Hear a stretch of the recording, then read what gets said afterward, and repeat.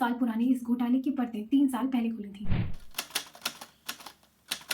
Hello everyone, आपको किसी company ने ऐसी स्कीम के बारे में बताया है जिसमें पैसा इन्वेस्ट करने पर आपको आपका ही पैसा डबल या ज़्यादा होकर मिलेगा।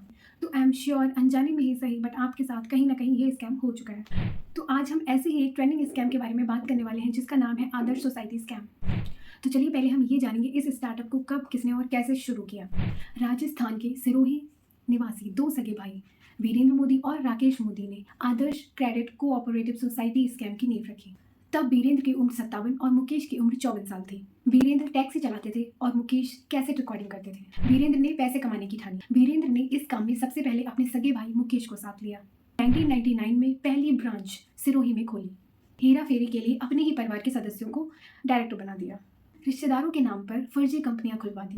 13 साल के अंदर पूरे देश में स्कैम का जाल बिछाया। 806 शाखाएं खोली जा चुकी थी 2012 तक। देश में 15,000 करोड़ का चिट फंड स्कैम करने वाली आदर्श सोसाइटी एक बार फिर चर्चा में है।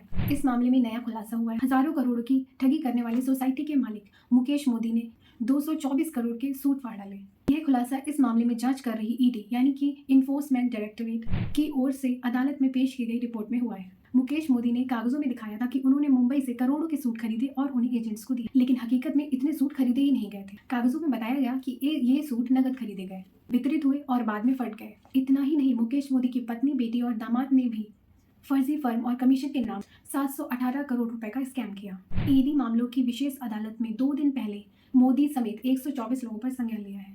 इस स्कैम के बारे में आगे जानने से पहले मैं आपको बताना चाहती हूँ कि इस स्कैम के कितने कैरेक्टर्स हैं और कौन लीडर है। कैरेक्टर्स यानी कुछ फेसेस हैं जिनका आपस में रिलेशनशिप है और मैं कहूँगी कि ये सारे एक ही फैमिली के हैं।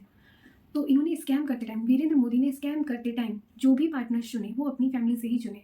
तो आइए अब हम इन पार्टनर्स के बारे में भी जानते हैं। बात करते हैं वीरेंद्र मोदी की, जो कि इस पूरे स्कैम के लीडर हैं, जिन्होंने ये स्कैम पूरा प्लान किया था। वीरेंद्र मोदी यानी स्कैम के मुख्य खिलाड़ी 1999 में यानी 1999 में पहली शाखा सिरोही में खोली।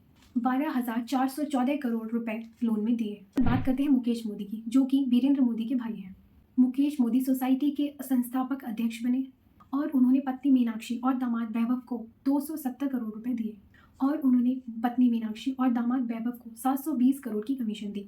इसके बाद हम बात करते हैं मीनाक्षी मोदी की, जो कि सोसाइटी के संस्थापक अध्यक्ष की पत्नी है। इन्होंने स्कैम करके 720 करोड़ का कमीशन लिया। चौथी है प्रियंका मोदी, ये है मुकेश मोदी की बेटी। इन्होंने डायरेक्टर बनकर 75 करोड़ का वेतन लिया। फर्जी कंपनियों में 300 करोड़ का लोन लिया। इसके बाद हम बात करते हैं वैभव की। ये मुकेश मोदी और मीनाक्षी मोदी की बेटी प्रियंका मोदी के हस्बैंड हैं, यानी कि मुकेश मोदी और प्रियंका मोदी के दामाद हैं। वैभव ने सास के साथ मिलकर यानी प्रियंका मोदी के साथ मिलकर फर्जी फर्म बनाई और करोड़ों रुपए कमीशन में लिए। इसके बाद बात करते हैं राहुल मोदी और रोहित मोदी की। ये दोनों वीरेंद्र मोदी के बेटे हैं। इन्होंने फर्जी शेल बनाकर लोन के रूप में करोड़ों रुपए लिए। इसके बाद हम बात करते हैं समीर मोदी की। समीर मोदी भरत मोदी के बेटे हैं। इन्होंने चीफ फाइनेंस ऑफिसर बनकर 3 साल में 45 करोड़ वेतन लिया और फर्जी कंपनी बनाकर 447 करोड़ का लोन बांटा। And last but not the least Bharat Modi. Bharat Modi Virendra Modi और मुकेश मोदी के चचेरे भाई हैं। इनके ही बेटे समीर मोदी हैं। इन्होंने 181 लोगों के खातों में फर्जी कंपनी बनाकर करोड़ों रुपए ठिकाने लगाए।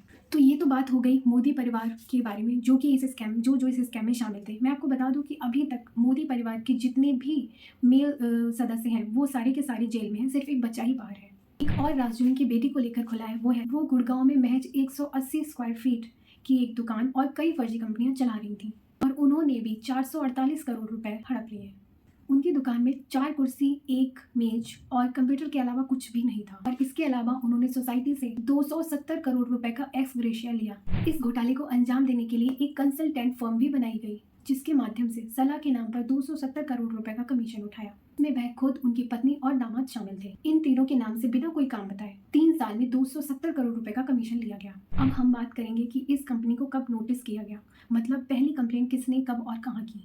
उदयपुर की नेहा मनोहर ने 12 सितंबर 2014 में 12.5 लाख रुपए 5 साल के लिए इन्वेस्ट किए थे। उन्होंने 2018 में ब्रांच से उनका रुपए वापस करने के लिए रिक्वेस्ट किया। दिसंबर तक रुपए नहीं मिले तो उन्होंने एसओजी को पत्र लाइन की शिकायत की। जब एसओजी ने जांच शुरू की तो इस स्कैम का खुलासा हुआ। तब 40,000 पेज की चार्जशीट फाइल की गई थी। एसओजी ने इसे एक बड़ा सोसाइटी क्राइम बताया है। इस जांच में 7 एडीएसपी, 11 इंस्पेक्टर, 9 एसआई और 1 एएसआई, 8 हेड कांस्टेबल और 20 कांस्टेबल शामिल थे। अब हम इनके क्राइम्स को डिटेल्स में देखेंगे कि इन्होंने कौन कौन से क्राइम किस किस तरह से किए। तो चलिए शुरू करते हैं। लोगों की गाड़ी कमाई हड़पने के लिए मुकेश मोदी ने रियल एस्टेट की 90 फर्जी कंपनियां खोली।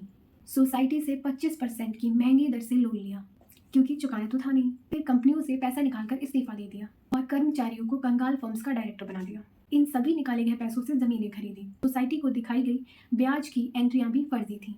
ना तो कंपनी ने लोन चुकाया, ना ही सोसाइटी ने वसूली करने का प्रयास किया। ऐसा ही एक और घोटाला इस केस में सामने आया है। वो ये है कि वीरेंद्र मोदी ने अपने भाई मुकेश मोदी और भरत मोदी के साथ मिलकर 28 राज्यों में आदर्श सोसाइटी की 806 शाखाएं खोली। इसमें परिवार के 11 लोग समेत नौकर और ड्राइवर तक को डायरेक्टर बना दिया।